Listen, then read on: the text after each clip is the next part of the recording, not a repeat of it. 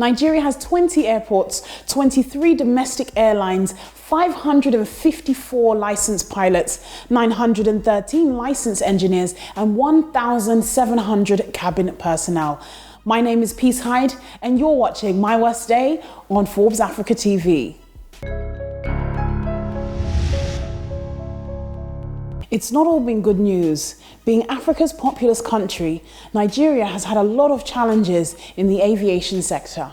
Commercial airlines generally remain in a parlous state, while the country's airline sector is perhaps one of Africa's most underdeveloped. But for one maverick in a hat, the only way to fly is private. Let's take a look at who he is. Atedo Peterside, a commander of the Order of Niger, is the founder and chairman of Anap Business Jets Limited. He is also the founder of Stanbic IBTC Bank Plc, where he was the chief executive officer of the bank in February 1989 at the age of 33 until 2007, and then the chairman until September 2014.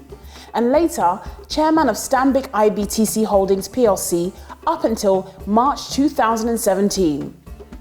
He is currently a director of both the Standard Bank of South Africa Limited and Standard Bank Group Limited.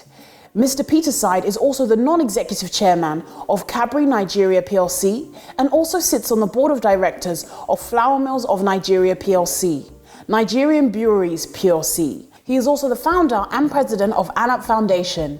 He was the chairman of the Committee on the Corporate Governance of Public Companies in Nigeria, which crafted the first code of best practices for public companies operating in Nigeria.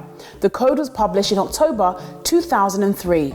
Between 2011 and May 2015, Mr. Peterside was a member of the National Council on Privatization and was also the chairman of the NCP's Technical Committee, in which capacity he oversaw Nigeria's power sector privatization program, which culminated in the privatization of all the electricity distribution companies in Nigeria and virtually all the generation companies which were previously a part of the Power Holding Company of Nigeria. In May 2007, Peterside was appointed as the alternate private sector vice chairman of the Nigerian Industrial Policy and Competitive Advisory Council. The council was inaugurated by the acting president of the Federal Republic of Nigeria on the 30th of May 2017. Welcome to My Worst Day on Forbes Africa TV, and today we have none other than the exceptional man himself, Mr. Atedo Peterside. You're very welcome to My Worst Day. Thank you. Now, I want to start off by getting a very clear definition of you. I mean, you're highly celebrated across the continent, and you're constantly in publication for your amazing work. But I have to ask, who is Atedo Peterside? I think I'm plain and simple. I see myself as the only boy in a family of three who grew up with strong parental influence. I left home at age 10, went to boarding school, and picked up my values from home, close family. You know, I studied economics in university up to master's degree level. But I was always motivated to be an entrepreneur. So that I took to banking as a career, but more with the intention of being a bank entrepreneur. And then and after that banking, I've also been involved in other activities. So fundamentally, I mean, people describe me and say I'm more of an entrepreneur who just happened to be in banking. And then, of course, I've always had an interest in things that would help to develop and improve my country, my people, Africa generally, and so on. So those are the areas I focused on. I work hard, play hard, and that's it. Now, success is something that is not new to you. From the age of 33, you were already this chief executive officer of IBTC Bank. So talk to me a bit about that journey. What was it like for you? I think it was a journey that I always took to be a marathon, because you start a bank on the first day. You hire staff. Even before the first day, you bring in investors on board, put in your own equity, apply for a banking license. On the first day, you get your license, you hire staff, you get office space, buy computers, furniture, the whole lot. And then you are doing business. On the day you start business, on that very first day, your market share is 0.00. So you're starting off from zero, and your intention is to progressively become relevant, progressively increase your market share. And many people forget that if you try and do it too quickly, the whole thing may crumble. You can only grow a bank, something like as delicate as a bank, as fast as you can get various units to be in sync. You cannot grow the front office faster than the back office. There'll be chaos. So you've got to be able to keep everything in sync and only move as fast as the weakest link in the chain can move. Otherwise, you will stumble and fall. So it was difficult for me at the beginning to explain to some of my colleagues who were all younger than me that there was a reason why we couldn't run so fast in some areas, because we had to wait for this department or the other department and make sure that there were no weak links. But having said that, the growth was rapid. It was tremendous in the first decade, and thereafter it was always smooth. We never really had a bad year. Really? Up until when IBTC merged with Stanbic. Yeah, it was 18 years of very good results. But I remember only 1 year where there was a reversal in profits, where profits were lower than the year before. Every other year was rapid growth. So those first 18 years were 18 years of growth, and then the merger with Stanbic. That's amazing. But then as a 33-year-old in the position of Chief Executive Officer, it's not a small feat. So how did you cope with that? Let me even explain. I probably have bad news for you. I don't think being the CEO at 33 is the big issue. It was being the founder, being the largest shareholder, being an entrepreneur, that is being the pillar carrying the bank. That was where the weight came from. Because if you were a CEO and you were just an employee asked to look after a bank, and you could fall back on owners, shareholders, directors and all. But this was the case of being at the very forefront. So you mobilized, you put together shareholders, you appointed people directors, you chose management, you chose staff. So you were doing everything. But that's what every founder does in most businesses. You start from zero. And you were ready, you were confident at that age? I was confident, partly because I had worked for 10 years all my life. Prior to that, I worked in a bank. So I had 10 years banking experience. That was what qualified me to begin IBTC, because the minimum requirement was 10 years of experience in banking before Central Bank could accept you as a CEO. So as soon as I had my 10 years in my pocket, I wanted to begin IBTC. Right. That's why some people ask me why I didn't start it earlier. I couldn't, because I didn't have 10 years. Right, okay, so it was like a prerequisite. Yes. So in terms of, I know you used the really good analogy that, carrying out this process was like a marathon. You took your time step by step. But in terms of when you started, did you ever envision it becoming as big as it has become? Because it's a huge Pan-African bank now. Yes, but you've got to remember that we did a merger 10 years ago with Stanbic. That was deliberate. We were willing to continue IBTC in its original form for as long as possible. Okay. We didn't do a merger because we had any problems. It was a decision after 18 years that we thought we'd come across the right type of banker, right type of partner that you could partner with that would take the bank to the next level. Right. Also, I'll be honest, as a founder, I was concerned about the careers of all those people who had given their lives to IBTC. My priority was putting them into an arrangement and an institution that could go on forever, and they would have safe and secure jobs. So I wasn't just interested in, let's say, selling IBTC to somebody who would go in there and sack all of them or turn the place upside down, somebody who didn't appreciate or didn't need them.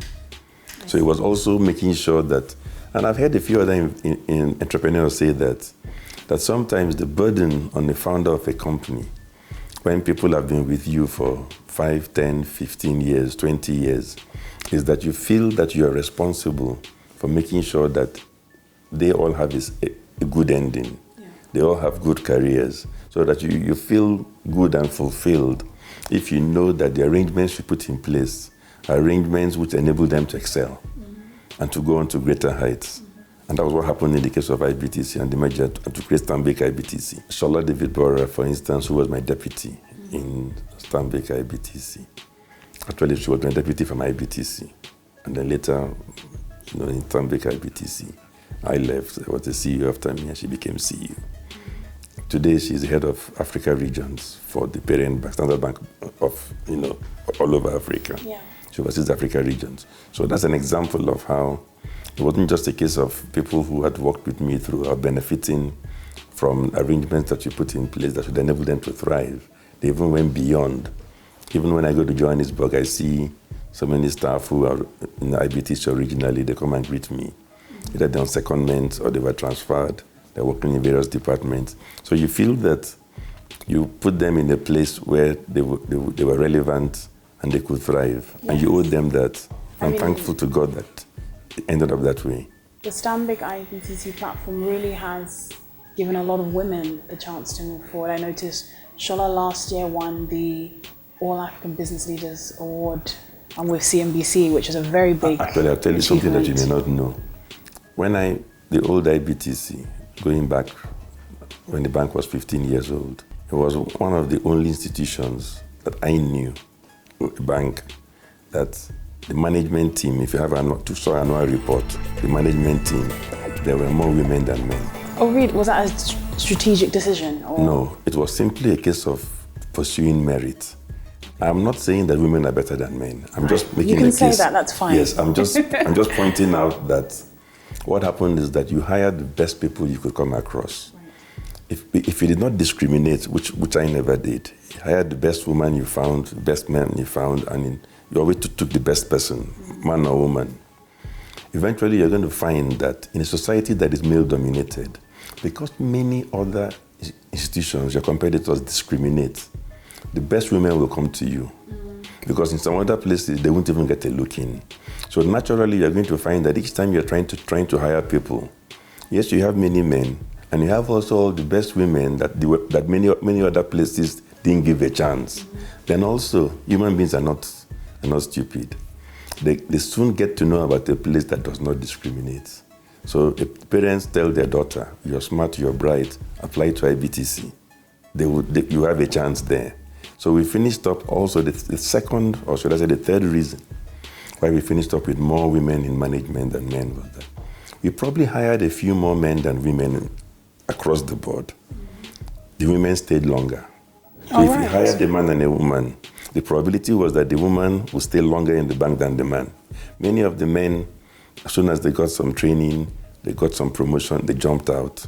Partly because you're in a male society, so they had more opportunities. So or some were just restless. They were always looking for another employer, a better deal. The women, I'm praising them. The women, my experience in Nigeria in particular is that if you offer them a good deal, a stable place, consistency, good reward for what they do, they will stay.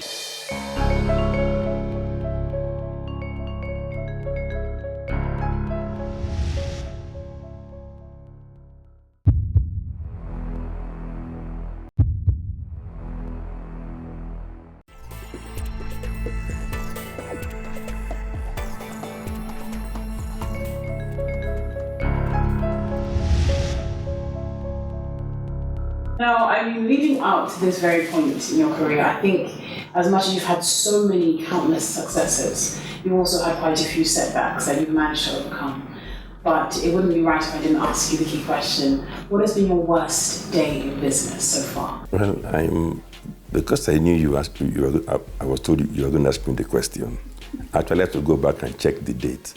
But that I had to go and check the date also means that the date wasn't right in front of my forehead.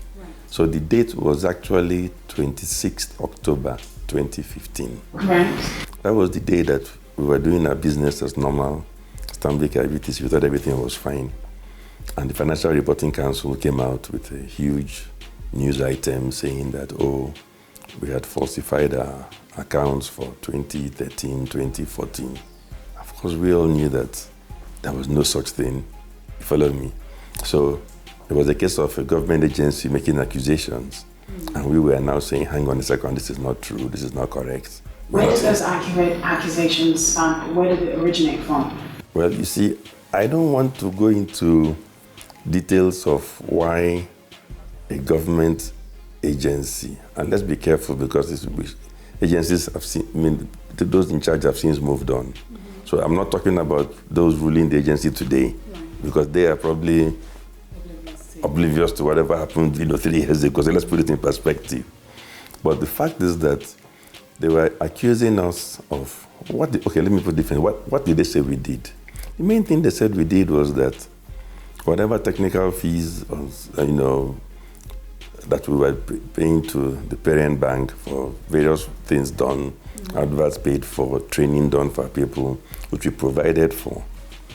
They were saying that we shouldn't have made a provision for it in our books because we had not actually paid it yet. But we couldn't pay it yet because we applied for approvals, which we had not gotten. Yeah. So for us, the only correct thing you could do in accounting was to make a provision. So how that became a crime, making a correct provision for something, we never understood. So of course we contested it in a typical fashion and style. If you accuse me falsely, I will defend myself. So we put up all our own arguments. They went public, we went public. The whole thing went all the way. I think at a point the government called in central bank, saying, because at the time there were no ministers. Right. There was no council for the Financial Reporting Council. There was just one executive. So I think the government called central bank and said, listen, this involves a bank. They have been accused by an agency. They are saying it's not true. You are the Central Bank of Nigeria. You've got a whole team of experts. These are financial issues. Why don't you look at what they are being accused of and what they are saying in their defense, and then tell us, how it is. And Central Bank came out with a report saying, as far as they're concerned, we hadn't done anything wrong. Of course, that incensed the accusers, But anyway, one thing led to another. But I don't want to go into all that because I'm just answering your question. Yeah. Why it was the worst day? Because I think it was the only day, possibly in my life, because I led the life of. From the first day we built IBTC, all our employees knew. You don't work for IBTC and you go out and do the wrong thing. We're not in that business. You understand me? Everybody knows we do the correct thing. We report the correct figures. Even if the results don't favor us, you don't falsify, you don't cook the books, no such thing. So I'm just reporting the fact that it was the day that we had a high-profile public accuser. Yeah. I believe it was a false accusation. But that's why I'm defining it as being the worst day. Yes. Because there was no other day in my career when somebody came out of the woodworks and started, accusing you of this and that. But anyway, we put all that behind us. So in terms of the face of your employees, the public, you obviously have to keep quite a strong image. But behind closed doors, was there a part of you that was worried it might be true? Was there a part of you that questioned your institution? I can tell you categorically, because I was there throughout. I knew that we had done nothing wrong. That's number one. I knew that for a fact. So the only issue was getting everybody else to see that we had done nothing wrong. And let me tell you one thing as well. If the market truly believed that we had done something as grievous as that, there would have been a run on the bank.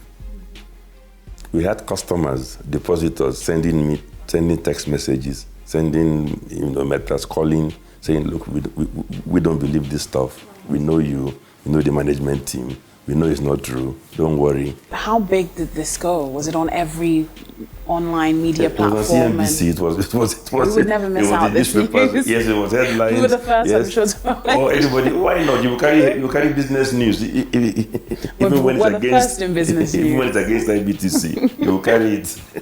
Because your job is to report news. Mm-hmm. It doesn't matter whether, so we knew that it was going to happen. Yeah. But I think one I would say is that instead of talking about whether one had any fears or worries, I think my nature. Yes. And it could even be a defect. By nature, I'm a very confident person. Right. So let me tell you where that confidence comes from. Did you hear me telling you that from the first day when we built IBTC, everybody knew you don't come here and do the wrong thing. Yes. So if you build a house solid, everybody doing the right thing, everybody knows they're only there and allowed to do the right thing. If people come and accuse you, you're not worried. If you are doing the wrong thing every day, then of course you get worried. So in terms of the duration of this, how long did this last from when the accusation was made to when it was resolved? When it was resolved, I would say, okay, depends on what you call resolution. For me, resolution was when initially they said we should withdraw accounts for 2013, 2014. Right. Withdraw them as being false and redo them. So it was when they decided to drop that requirement, which meant that we didn't have to withdraw the accounts. And when the accounts were approved for 2015, accounts for the next year following that. So therefore, for me and for the general public and for the investors, it was resolved about December last year. December last year? Yeah, so that's 1 year and 2 months. Right. Yes, because our accounts for 2015 that should have been approved early in 2016 were held up.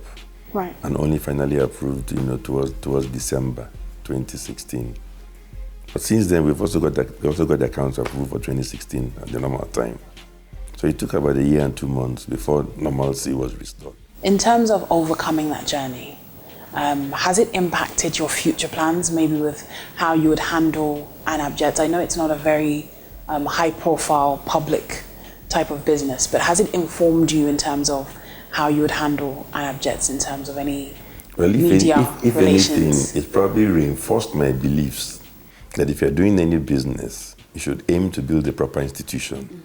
You shouldn't cut corners, do the correct thing, so that even if a regulator wants to come and accuse you, he's going to have a problem, because you're doing everything right. So if anything, if I believed when I was 33 that if you're doing a business, you should do everything right. The fact that subsequently people come and accuse you of things here and there, it further reinforces the fact that what if they'd accused you and you're doing something seriously wrong? Yeah. You understand me? So for me, that is the stronger reason why you must do everything right. So if anything, it's reinforced those beliefs. Right, and in terms of a lot of young people, obviously they admire you, they look up to you. Not only, true? Of course, not only as a businessman, but even as a family man, as someone who had a vision, not only brought it to life, but has continued to even build more businesses and empires in its wake. What would be your advice to young people that are looking to emulate your footsteps? That's a serious question, a difficult question for me, because I've argued repeatedly that our society is rigged against young people. Right. So they've got to be very careful in this environment. If you look at it, most things rules have been put in place, things have been, measures have been put in place to make it very difficult for young people to succeed. When I was young, it was not like that. Right. It's almost as if some Nigerians, as they got older, kept on redefining, pulling the rug along with themselves. And the environment that enabled them to come in and succeed, they withdrew it. Right. So that today's young people cannot repeat what they did. I am sad that today, no young Nigerian at age 33 can begin a bank the way I did. Because the rules won't even let him. You understand me? Yeah. If you have 10 years experience and you come for a banking license, they'll throw you out. So the point I'm making is that I would like young people, that's why you find that young people today in Nigeria are concentrated in the creative arts, in music, in Nollywood. These are the areas where the rules have not been rigged against them. Yeah. You see, it's difficult for a 78-year-old man to be better than a 22-year-old at hip-hop music. So they're going to the areas where they're allowed to compete and excel. Because if they want to get land to build a factory, they will be rigged out of it in their state or rigged out of it by somebody else, by some old man. So they're moving naturally into the activities where they can compete. I'm sure all the people that won gold medals in the Olympic Games, the first thing they did right was pick the right event. You know that? If Usain Bolt had picked high jump, he won't win a medal. So the first thing is that they have to understand their abilities and pick an event that they have a fighting chance to compete and succeed. Right. I think that's some brilliant advice. Thank you so much for joining us on My Worst Day, Mr. Atedo Peterside. You've been absolutely phenomenal. Thank you. Now you've heard from the man himself, but let's find out what his closest allies had to say about this businessman and renowned entrepreneur.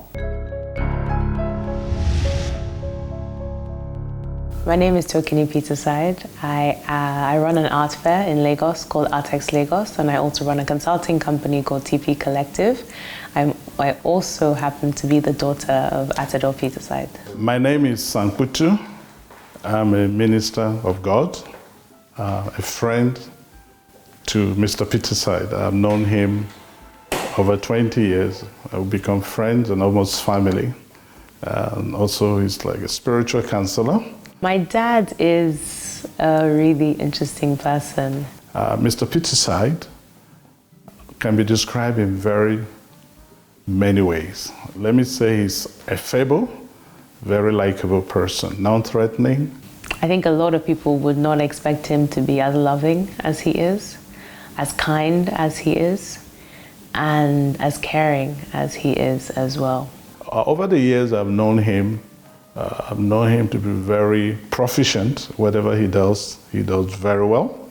He's a stickler for excellence. I remember when I moved back to Nigeria, and as all young people do, tried to dodge my NYSC. He wasn't having it. You can't find him not thinking of what next. But he's a family man as well. I find him to be very present at home. I saw him work very hard, but I also saw him always try to make time for family. You could think a jet-setting businessman would be an absentee father, but you find him present. But above all that, he's a very godly man. How do you know a godly man? Loving, kind, humble, and he realizes that whatever he is a gift of God. That's why he doesn't boast about it. It is said that failure can be bought on easy terms, but success, well, that is something you have to pay for in advance. For those willing to pay the price for success, the road is not for the faint-hearted.